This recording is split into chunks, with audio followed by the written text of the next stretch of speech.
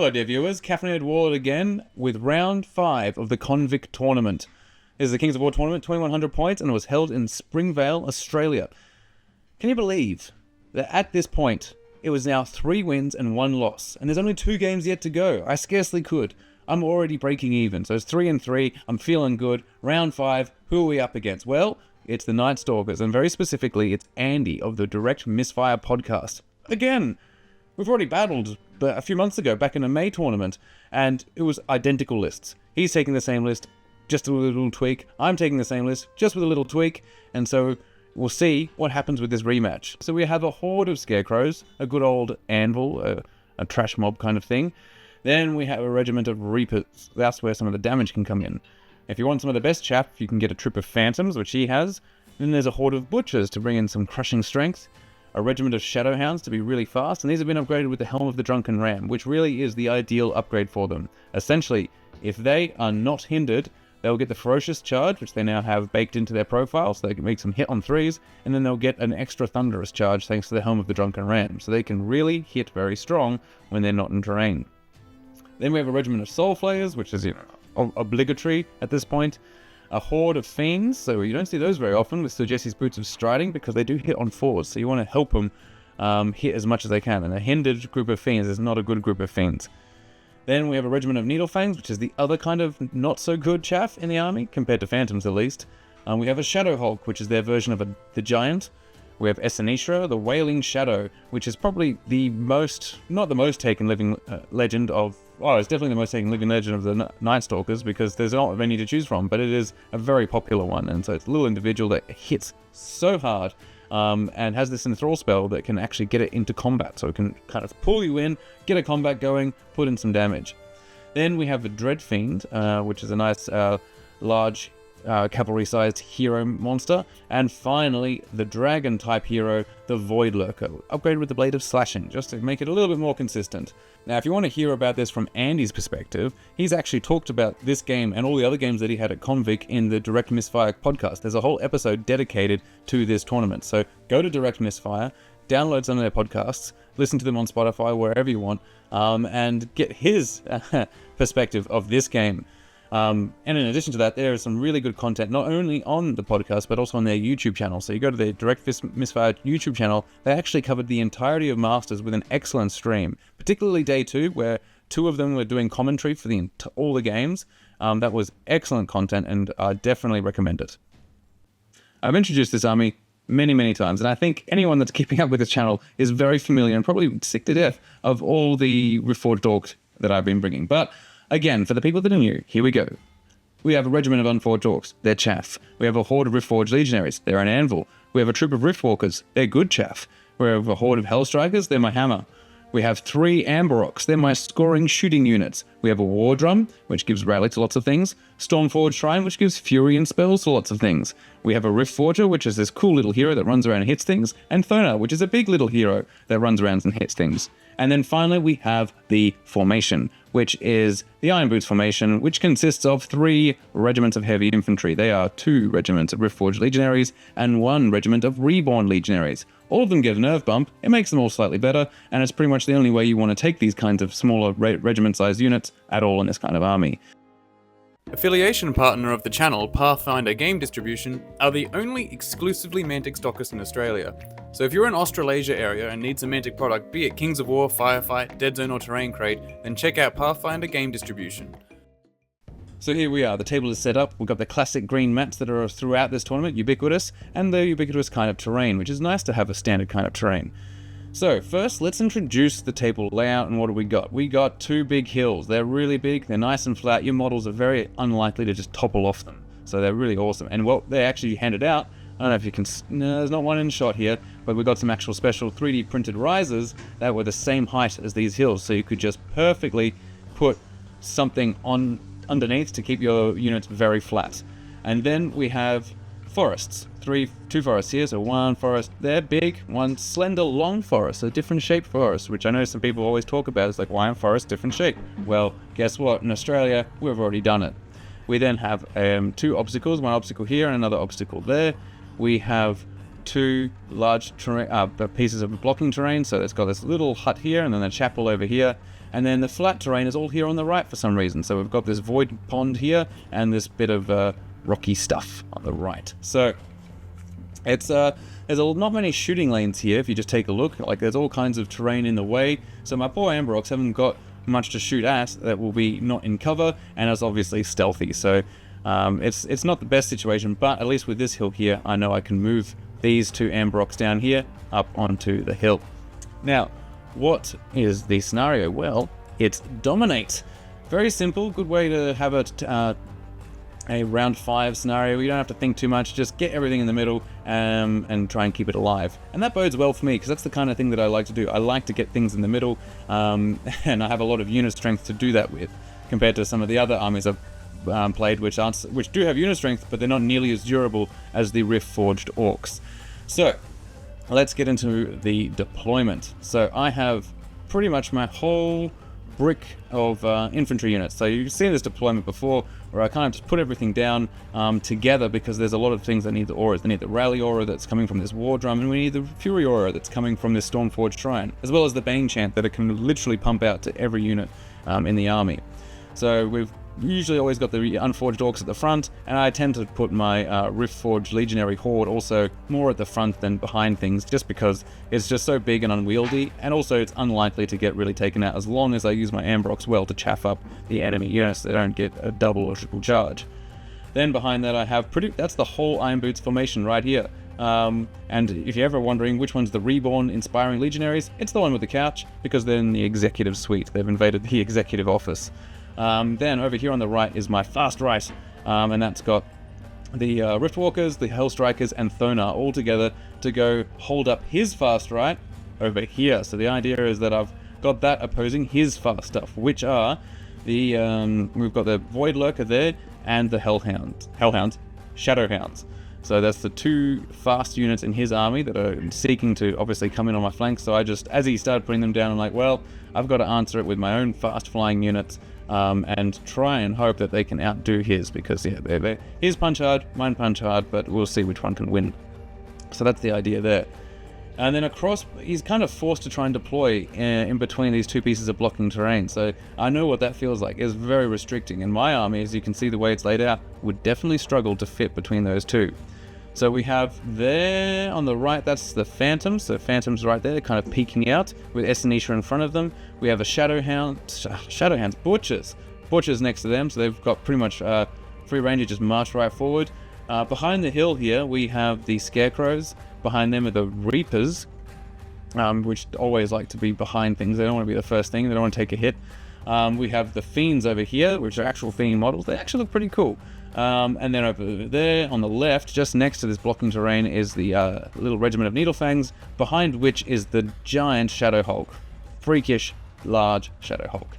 And then to the left, we can't quite see them, behind this building, the Soul Flayers as well as the Fiend. That's the Fiend right there. So, not a... Oh, Dread Fiend, sorry. I don't want to mispronounce it. So he's spread out a lot. He's going to try and envelop me, coming in from all sides. And I'm just going to try and get up and hold this center and hopefully hold up his army and stop it from getting in at any nasty angles. So we'll see how I go with that. Turn 1. So I get first turn and I just move straight on up. Right, I'm pretty much right in the dominate circle already. So I've just... With no actual difficult terrain here in the middle, my army can all go at the double, which is a rare situation. Usually I've stuck with some portion of it slowing down the entire army because it's stuck at speed 5, so the whole army moves at speed 5 if I want to keep it all in line and not start having things being taken off by piecemeal. Over here on the right is where anything interesting really is happening. I'm just moved up Thonar to really just like boom and threaten these units. So I'm threatening the Void Lurker and the Shadowhounds. They know that they don't want to get hit by Thonar. Even though he's hindered, he could just suddenly pop and do 8 damage. He has that potential, and that is really his power, is that he can do that. And also he imposes that -1 to hit on things he damages if he gets a Storm Strike. So that would actually really ground these kinds of units, especially the Shadowhounds. They would not want that at all. And also, yeah, my Hellstrikers are in range. They've moved up, but they're in terrain, so anything coming in at them would be hindered. So it's just something they don't want to do. So that's the situation I've set up here. I've moved my Riftwalker's really far forward as a kind of a bait, but I don't expect anything to take it. And my Amber Orcs are now up on the hill, so they can start shooting, and shooting they will. And so this is quite good shooting, considering I'm shooting into stealthy, but the Butchers have no cover at all from those two Amber Orcs on the hill, so I managed to do 5 damage onto those Butchers, and then just a little 2 damage over here on the Fiends. But that's a good start, good shooting. So that's just showing it again. So yeah, that's the shooting, not bad at all. His turn, well, he starts to do his enveloping tactic, as I mentioned. So we've got the fast-ish flank on the left, so nothing here is really faster than Speed 8, but it's all coming in. So we've got the Soul Flayers, Needlefang, and the Dread Fiend coming in, trying to get my flanks here. So I'm not looking forward to that, but so I'll have to turn to meet that, otherwise I will be just losing stuff straight away. The bulk of his army is just moving up in one solid line here, so it's just, yeah, Fiends and Scarecrows, and so really what I'm trying to do is just stop multi-charges onto my horde here, my big horde of Riftforged Legionaries. So I don't want the Fiends and the Butchers going in together, because that will pop them. I'd rather try and block things up, and so units that I can use to block things up include this Amber Orcs and other Amber Orcs, as well as the Riftwalkers if they're not going to be, if they're just free to move around. So that's the plan there. His fast flank is just kind of shuffled around to look at Thonar, because they couldn't even see him the way they were angled, because they were kind of pointing more this way. So now they've all rotated a bit to look at Thonar, and he's brought in the Phantoms to help chaff things up, and then in between there, this is Esenishra in here. So he's just trying to get more investment on this side to deal with the Hellstrikers, because the Hellstrikers are a severe threat to his whole plan. And so his army doesn't really have any shooting, so it doesn't really lead to much else. So we do get a Wind Blast here, so that's a kind of shooting. So he's Wind Blasted back this unit, so they've gone back a considerable amount, as you can see, because they were up here, so it must have been like 3 or 4 inches. They've gone back, which just means that he's gonna, well, he just has a little bit more open for next turn, and I'll just be stuck shuffling things around. But it wasn't a major blow into my plans. Turn 2. So things are happening. I've moved up most of my line together like this, so you can see that I'm leaving my unforged Orcs exposed, but I don't think I'd have a flank given to anything, so they're just kind of there. They're expecting to be multi-charged if anything does want to charge them, because they're just that far forward. But by being that far forward, other things can't get charged.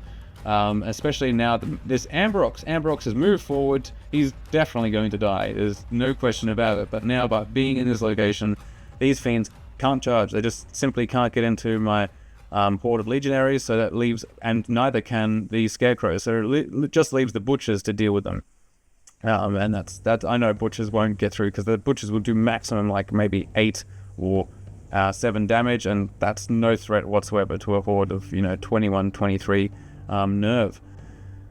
So yeah, that's kind of the plan on that side, just holding things up, getting into this position here, and just using my unit strength in the dominate zone. But it's only turn 2, so I've got to last a little while.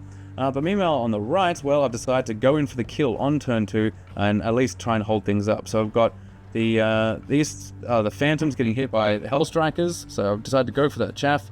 These Riftwalkers are actually just moved straight up, and now they are just chaffing, so they're just trying to block that flank there of the Hellstrikers.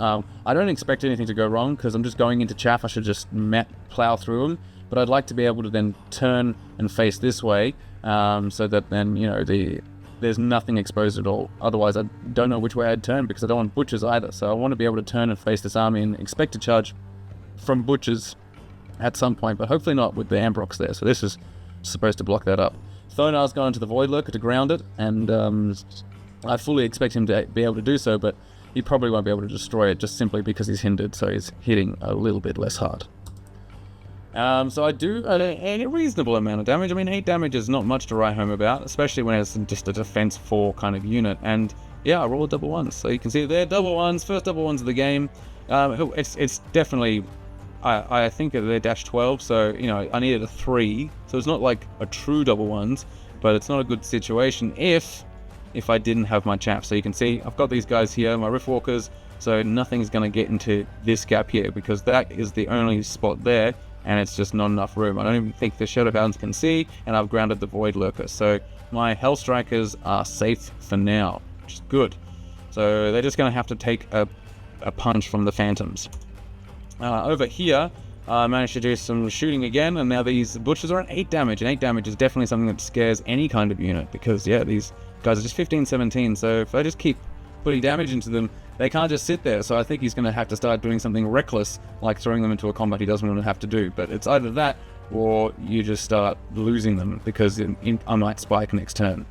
Blurry action shot, because, you know, that's what we're going for. It's a Michael Bay kind of thing. It is now Andy's turn 2, and he's charged in double into the Unforged Orcs, as predicted. So he's sent in both the Fiends and the Soul Flayers. I think the Fiends are hindered, because they came off here through the forest, while the Soul Flayers are fine, but it still should be enough easily to take out these Unforged Orcs. At least they do have the rally +2 from the War Drum, so they're 15-17 defense 4, so they're no chump, but I don't expect them to survive still. That's a lot of quality attacks coming into them. Speaking of other charges, the Amber Ox is now being taken care of by the Shadow Hulk, because he doesn't want to use... If he was trying to use the Scarecrows, firstly, they might not actually do it because they're terrible in combat, but they would have swung out like this. They would have stuck out, and then they would have trouble reforming and being in a sticky situation, so they've moved instead this way. They're moving down here to try and stop those Hellstrikers and just get in the way.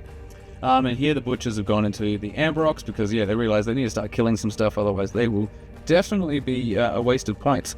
And Phantoms counter-charging the Hellstrikers, and over here, poor Thonar, it's just hard to see, but Thonar's getting multi-charged to Buggery, so hopefully we get a nice picture of that. Yeah, here we go.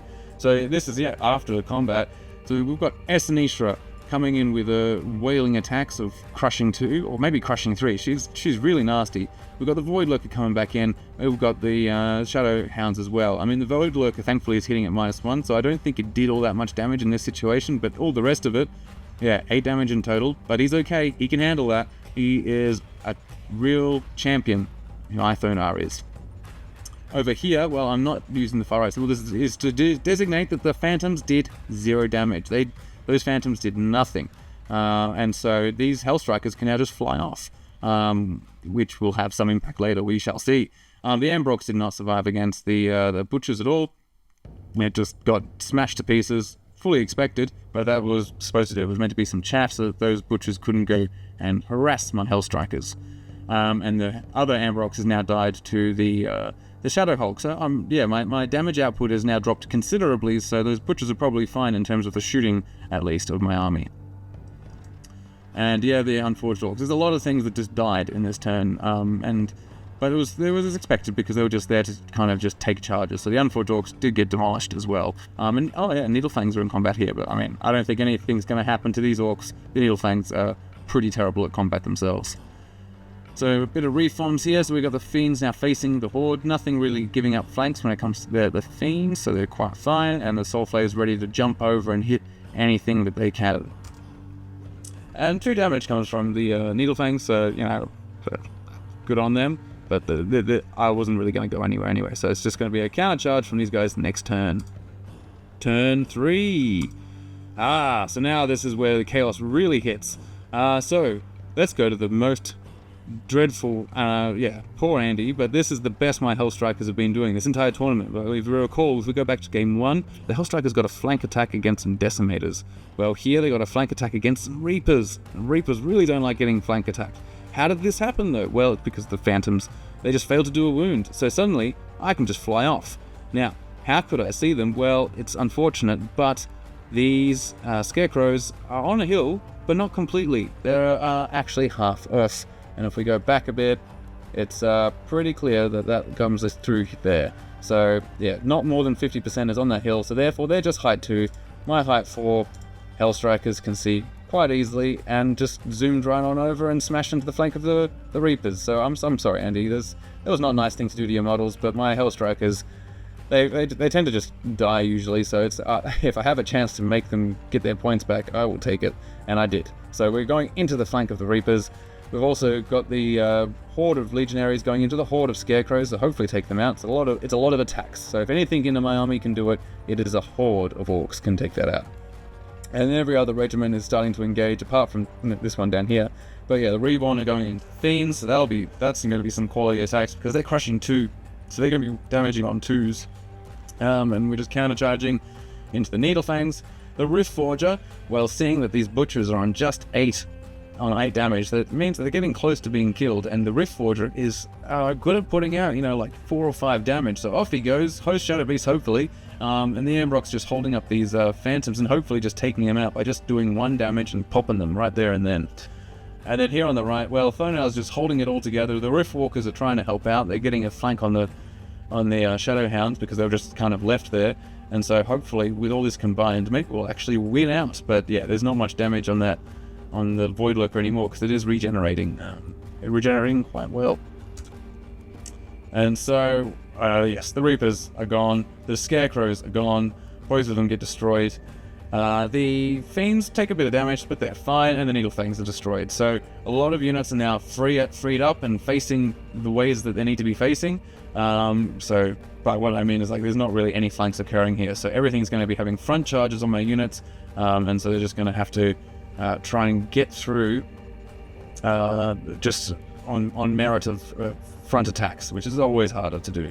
Oh, and there's the kind of the level I was talking about over here as well. So that was 3D printed by Jeff and provided to all players. Everyone got one, and it just made the game so much nicer where you could just really put these kind of giant models from Mantic. They are huge and they're just so easy to topple over because they're just so tall. They're like an Action Man model. But being able to have this perfectly level spacer that's the same height as the hills, perfect. Made a very good quality of life upgrade here to the whole tournament. And over on the right, do we have any more pictures? So yeah, we're just showing off there. 6 damage on the Fiends, not great, but these guys, the Reborns only have 12 attacks. And Thonar just trying to get through, but still just kind of doing a bit of damage. Only 7 damage in the flank from the Riftwalkers, even though they do have Strider. But I guess they're hitting on 4s, damaging on 3s. It's not really guaranteed, and hitting on 4s definitely can skew in either direction. But thankfully my Ambrox did take out those Phantoms, but the Riftforger did not. So this is a picture actually of Andrew's turn. So we have, again, a double charge of Fiends, and this time with the Dread Fiend into my Reborn, so we'll see if they can survive that. But that's a lot of attacks, but thankfully I think now the Fiends are hindered. So yeah, I guess last time they wouldn't have been hindered if they were going into the Unforged. Well, it's hard to keep track of when he popped the boots. It might have been in this combat that he popped the boots, but they did have Jesse's boots of striding. The Soulflayers decided to just jump right on over, and they've come into the Orcs in the back and hopefully trying to take them out. I don't think so. They've only got 12 attacks, and these Orcs, since they're of the formation and the War Drums nearby, they're actually really high nerfs. They're 16, 18, so good luck with that. And the Shadow Hulk has got no choice but to go into this horde of Legionaries, but this is not something that he's designed to take on. He's not meant to be destroying big infantry units. He prefers taking out elite monsters and stuff because he has Slayer, so he's going to struggle getting through that. So otherwise it's just counter charges. The Shadow Hounds have decided to go back into the Riftwalkers rather than trying to continue into Thonar, and just leaving Thonar to be taken on by Esanisha and the Voidlurker. And no one is taking on my Ambrox, so we'll see if that leads to any major changes in the game. And over here on the left, we have my unit completely left alone. They've killed their Needlefangs and no one wants to fight them, so where will they go, I wonder. So we're taking damage. That's not the actual picture of the damage, so when are we going to see some of the actual damage? Oh, here, yeah, I think that was just 3 damage from the Shadow Hulk. That's the problem with the kind of giant models, is they've got very quality attacks, high quality, good crushing strength usually, and the Shadow Hulk in particular is melee 3+, but geez, it's not that many attacks, especially if you roll bad on your random additional attacks. And so yeah, just 3 damage on the Riftforged Legionaries. Don't think what else is being shown here. We get 4 damage on the Riftwalkers, so it's just a decent attack back. But yeah, once they've been disordered, the Shadow Hounds are not really that dangerous. They haven't got their ferocious charge either, so they're just kind of it's a bit of a pillow fight between these two. And only 2 more damage was done to Thonar, because you may recall he was an 8, and so he's got Esanisha, and we have the Voidlurker going into him, and it just ended up being just 2 more damage. But still, a waiver is good, so he's stuck there. But yeah, this is getting to turn 4, and he's managed to hold up these guys. No, this is turn 4, and he's held up these guys for the 2 turns so far, preventing them from coming in and dealing with my more inflexible portion of the army, all the infantry stuff, which doesn't want to have flyers getting around it. So the tactic here of holding these guys at bay is definitely working. And we're blurry action shot is wavering, so they did 8 damage onto my reborn. Not that much, considering I think they're already on 3. No, that was them on 3. So yeah, it's 8 damage. So it got them to be wavered, which means that you rolled quite high. So yeah, we're just going to be stuck there, unless I can get my shrine over. We'll see, because that's the one way I can bring it over and give it some fury. So will I do that? And here 6 damage with the soul flares. That's a very good amount of damage, considering they don't have that many attacks. So not bad there either. But we're fine. Now it's turn 4. So I misspoke before. It was turn 4. But yeah, Thurnar still trying to hold them off. So what we have going on here, we have continuing the Shadow Hulk. I'm charging back into that. I've got a flank charge on the Fiends with this unit here, so they just came right around, boom, into the flank. And I think I've decided with these, yeah, I just didn't bring the Shrine over, so, because I decided instead to send the Shrine in to kill the Butchers. Coming off the hill, it's a pretty decent unit with 8 attacks at melee 4+, you know, and crushing strength 1, now thunder 1. It's probably going to do enough damage just to force them to take a nerve test at least and maybe kill them, because they already got the 8 damage, or maybe more. We haven't seen the damage that Riftforger did, but the Riftforger died at some point, unknown, probably last turn. So yeah, this is the next course of action. And we've also got all kinds of counter charges, but the poor Shadow Hulk is now getting a flank charge from the Hellstrikers. So they're finished with the Reapers before, now they're jumping in. So that, yeah, it's Dracons in the back, in your back lines. This is Hellstrikers in their back lines. You don't want it, and yeah, it's very hard to deal with it, but he's just trying to kill things as much as possible so he can turn to face them, rather than just keep copping flank charges. And over here, I've just brought my Thurnar just kind of backed away, and put him more in the difficult terrain just to force them to, if they want to kill him, to be hindered. But yeah, we'll see if that makes any difference. But he's there, so they can't ignore him and just fly away, because they don't want him to be chasing after them, because he's got that 6 in his threat range, so chances are they can't fly far enough to really escape his wrath. And yes, it turns out off a hill, a giant floating hunk of rock crashing into you is enough to cause enough damage when you're already hurt. So the rout of the Butchers, they're gone, and the Shrine is very pleased with itself, having taken something in combat personally. Over here we do a little bit of damage, not bad. 5 damage, but not enough to take him out. And here we're getting up to a nice amount of damage. This is 13, and I think that means they are now wavering. Yeah, I think it's a wavering token, so we have now got them wavering, these Fiends, but still, the 13 damage, considering I had a flank, but not a front. Yeah, no, that's probably about right, because yeah, it's just 24 attacks, so yeah, 13, pretty good. And I think they were damaged already, so I was only 7. No, it's sounding worse and worse the more I talk about it, but you know, it was a good move, and we'll just have to keep on chipping away at them to get them dead. Over here, a bit more damage, but not taking out the Shadowhounds.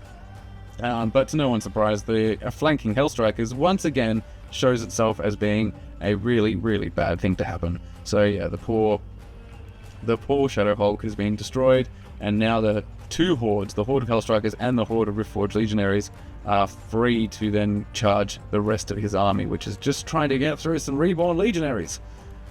But now in his turn, we've just kind of jumped over to it. The Soul Flayers have finished off the Riftforged Legionaries and flipped around to face the flank, the rear even, of my Reborn Legionaries, so that's not a good situation. Blurry action shot showing some more damage being done, so these guys got 10 damage from the Fiends. They mustn't have been wavered. No, it must be the Dread Fiend putting some more damage on. But this time, it did not waver my Reborn Legionaries, so yeah, just more damage, less result. Now, the situation over here is that he decided to ignore Sonar with his Void Lurker rather than send the Void Lurker over to help this dire situation, because he needs something over there, and so it's just flown over here. But since it couldn't actually see any units or anything like that, and it couldn't land anywhere in particular where it wouldn't get flanked by the Shrine, this is where it had to end up, just here.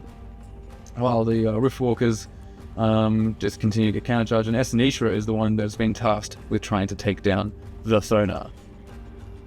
And the Shadowhounds eventually win that fight. I mean, I am -12, whereas they're 14-16, so it's just more likely that it'll eventually win. And so that's the outcome there. We're just a dead Riftwalkers, and the Shadowhounds are now also free. And then Sonar falls as well, so it just seemed to be that kind of turn over here where everything that was holding it all back finally dies. But it means they're not going to be doing anything until turn 5 in terms of contributing to the game. at large, rather than just sitting over here where they're deployed, essentially. This is where they've been most of the game, and so the Void Lurkers just moved here, and the Shadowhounds have just kind of been wiggling on the spot. Turn 5. Alright. It stacks on. It's just chaos here in the Dominate circle, but isn't that how Dominate is? It's just everyone gets in there and just fights and fights and fights until we see who's left. Well, in turn 5, it's my turn, so I've decided with these Soul Flayers in the rear of my army, I couldn't let that stand, and so I sent in the Hellstrikers into the front, but they're already damaged. They've got 5 damage on them, so I'm hoping that that might be the end of them. Meanwhile, I'm just leaving the horde of Riftforged Legionnaires just kind of sitting there. I've got my back to the Void Lurker, but I've sent in the Shrine, as you can see. So the Shrine's gone in, decided to do combat once again. Who needs spells to hold up that Void Lurker? And by hitting that, the Shadowhounds can't see at all, because there's just all this height stuff here. So this is all height 4 and height 5 and height 6. And then we also have the hill there. So there's literally just this gap they can see through to see stuff. But I don't think they have sufficient turning to get all the way around and into stuff from there. I'm not even sure they can see. Yeah, I don't think the Shadowhounds can see anything from that angle.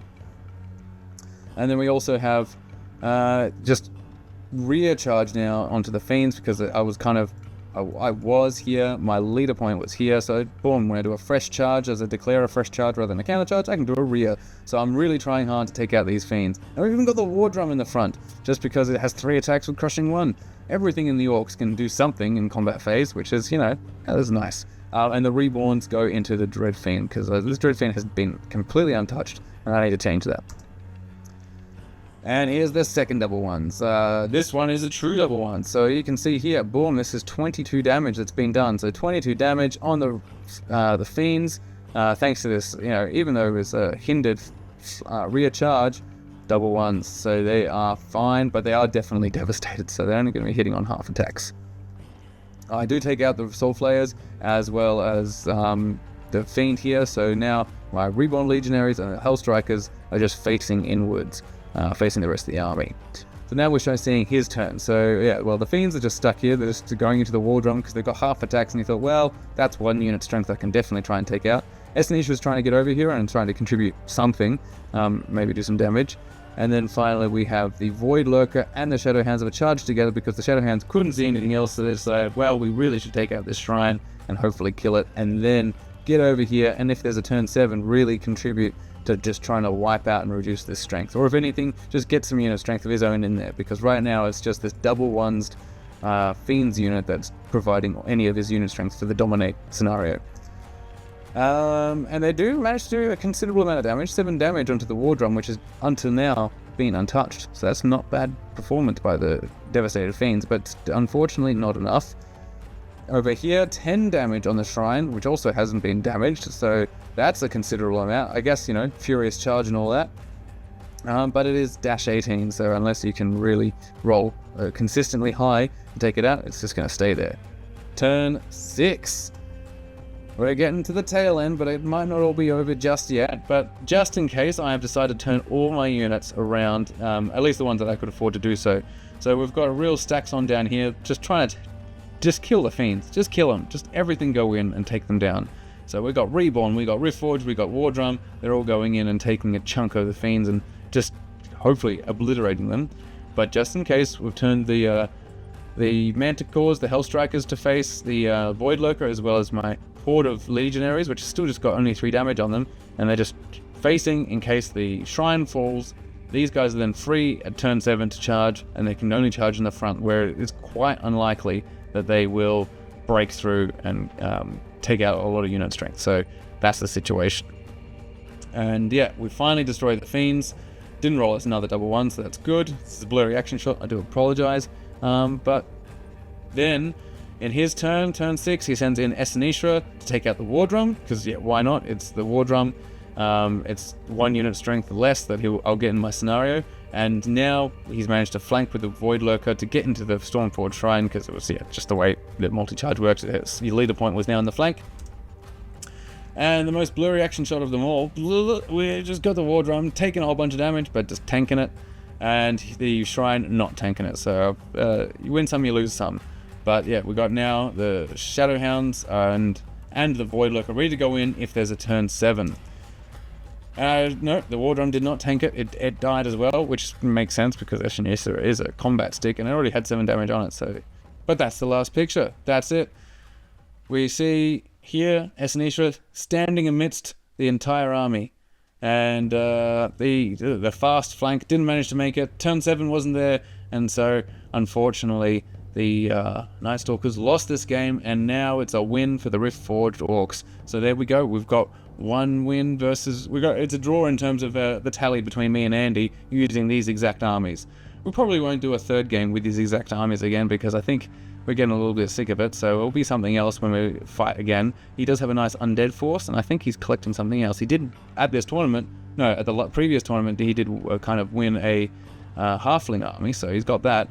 So he may be using the halflings, so we shall see. What was that, last May? Or no, maybe it was in September. I can't remember things very well. Anyway, but yeah, he did get a halfling army, so maybe we'll see that soon. But yeah, that was a fantastic game. Playing against Andy is really good, but when that flank with the Hellstrikers happened, he was just like, oh. And yeah, it was, yeah, that does suck. You're just not catching that. But then also, you don't think it's going to happen, because the Phantoms, you just think, yeah, Phantoms, because they're not bad. They're merely 4+. They're actually pretty good in terms of combat chaff. You'd think they'd do A damage, but they just didn't. And yeah, suddenly the Hellstrikers have just got free reign to do anything on the battle. So yeah, that is quite devastating for him, but it's always still a great game. And I just need to then take on the rest of the direct misfire. So I'm hoping we can organize some battle reports against more of the direct misfire guys, more of the live kind of battle reports. But yeah, now we've only got one game left of this ConVic tournament to cover. I get some good quality, good stretch out of this in terms of content. I really drag it out as much as I can, but it's just because each one it takes me about half an hour to set up the slides and then half an hour to go through them. So it's a full hour, maybe hour and a half of doing all the stuff there, and then there's the recording. Not recording, the editing to try and make it look reasonably nice and fix up any audio problems that might be occurring.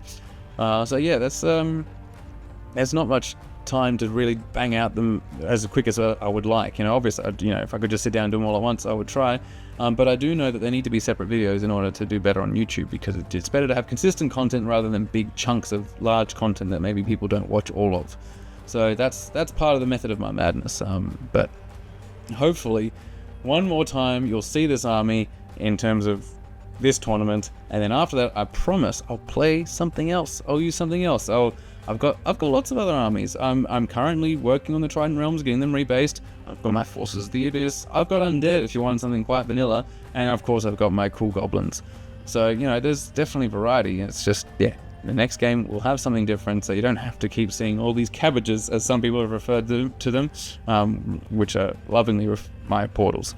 So yeah, that's on the cards. But yeah, if you like this video, then guess what? You can show your affection for it by liking it and commenting below, asking questions, chastising me for being so mean as to flank his Reapers and kill them before they even get a chance to do anything. That's very mean of me. Or just tell me that you don't like the modern aesthetic of my orcs, because I understand, it's a fantasy game and here I've put them in the modern setting, but you can blame the Mantic Terrain Crate for sending me a whole bunch of modern stuff. Because then I felt compelled to use it, and it turned out pretty good. But yeah, I get it. Some people want their fantasy with their fantasy and their modern with their modern. Never the twain shall meet. That's enough rambling. I'll see you next time.